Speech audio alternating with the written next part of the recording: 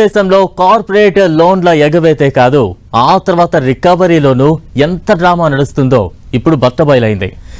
SL group founder Subhash చంద్రపై దివాలా చట్టం కింద ఓ కేసు నడుస్తోంది.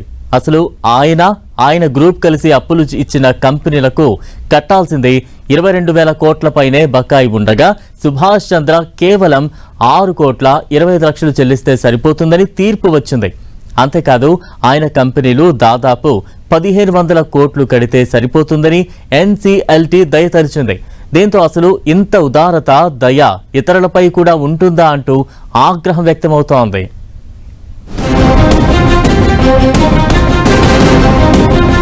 కార్పొరేట్ మోసాలు ఇన్నిన్ని కాదయ్యా, కట్టాల్సింది 22,000 కోట్లయితే 6,000 కోట్లు కడితే సరిపోతుందా? ఈ ఆఫర్ అందరికీ ఇవ్వవేం? నేనేం పాపం చేశానంటోన్న విజయ్ మాల్యా. తీసుకున్న అప్పు కంటే ఎక్కువే తిరిగి కట్టానంటోన్న మాల్యా. కార్పొరేట్ కంపెనీల అప్పులు అవి తీర్చే సమయంలో పడే నాటకాలు చూస్తుంటే ఈ మాత్రం వెసులుబాటు ఓ చిన్న రైతుకు, మధ్యతరగతి ఉద్యోగులకు ఎందుకు ఇవ్వవు అనే అక్కసు బయటపడక మానదు. లేకపోతే 1,000 కోట్లు లోన్లు ఎగ్గొట్టి పారిపోయిన విజయ్ మాల్యా కోర్టు తీర్పు ప్రకారం చెల్లించాల్సిన అప్పు 6,203 కోట్లు మాత్రమే అని చెబుతున్నాడు. కానీ బ్యాంకులు, ప్రభుత్వం తన ఆస్తులను వేలం వేసి ఏకంగా 14,100 కోట్లు రికవరీ చేసుకున్నాయని అంటాడు. అప్పు కంటే రెట్టింపు మొత్తం వసూలు చేసిన తనను ఇంకా వేధిస్తూనే ఉన్నారంటూ ఆయన మండిపడ్డాడు. పార్లమెంట్లో ఆర్థిక శాఖ ఇచ్చే ప్రకటనలకు, బ్యాంకులు చెప్తున్న లెక్కలకు అసలు పొంతన లేదని, అసలు 4,000 కోట్ల తేడా ఎక్కడికి పోయిందో ఎవరూ సమాధానం చెప్పడం లేదని తీవ్ర ఆగ్రహం వ్యక్తం చేశారు. ఈ తెలివితేటలు బాగానే ఉన్నాయి, కానీ ఆయనకు అప్పిచ్చిన దానిపైన వడ్డీ ఎవడు కడతాడో మాత్రం చెప్పడు. అసలు మాల్యా ఇలా అనడానికి ముందే ఓ పరిణామం చోటు చేసుకుంది.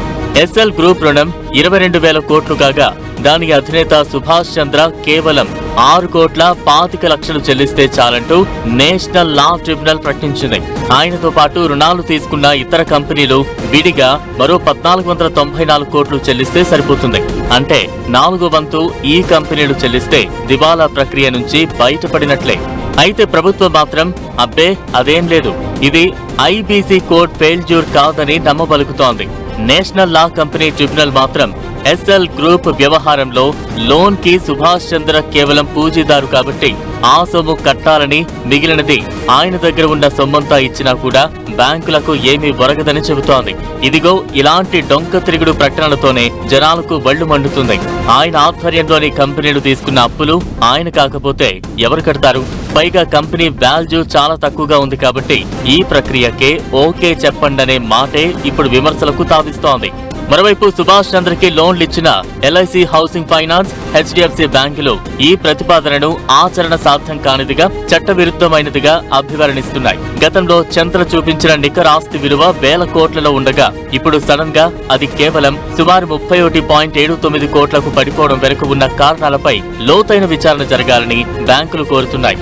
ఈ నేపథ్యంలో వారు national company law appellate tribunal NCLT తీర్పును సవాలు చేయడానికి సిద్ధమవుతున్నారు. మరోవైపు సుభాష్ చంద్ర మాత్రం తాను ఏ బ్యాంకు వద్ద నుంచి వ్యక్తిగతంగా రుణాలు తీసుకోలేదని, తన కంపెనీలు ఇప్పటికే 43,000 కోట్లను రుణదాతలకు తిరిగి చెల్లించాయని, మిగిలిన బకాయిలను కూడా ఆ సంస్థలే చెల్లిస్తాయని స్పష్టం చేశారు. దీంతో ఈ వివాదం రాబోయే రోజుల్లో ఎలాంటి మలుపులు తిరుగుతుందో వేచి చూడాలి.